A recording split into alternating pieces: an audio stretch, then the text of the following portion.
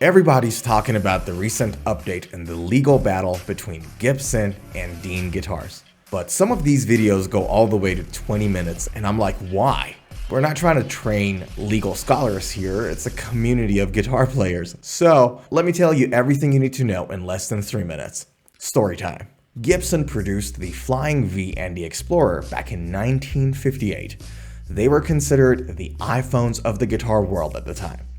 Dean Guitars then took the features of the V and the Explorer and they produced their own models, Model V and Model Z, in 1977. And then shortly after that, they also came up with the ML model, which basically the bottom half of it is the Flying V and the top half of the body is the Explorer.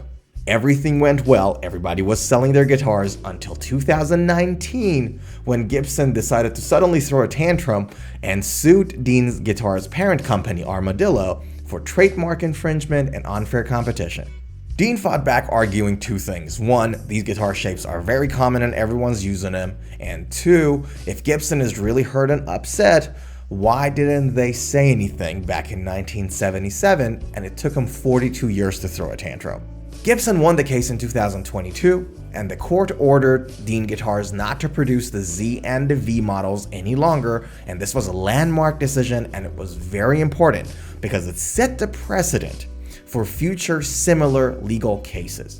By the way, Dean appealed that decision but kept producing the V and the Z models, which ultimately resulted them being found in contempt of the court. Basically means the court got very upset with them. Which brings us to the latest update. So it came out today that Dean's appeal was successful, and the US Court of Appeals in the 5th Circuit has ruled in favor of Dean Guitars by granting a full reversal and a new trial, vindicating the company's position that its long-standing use of certain guitar models does not infringe on Gibson's trademarks. Now, we just talked about Gibson and Dean.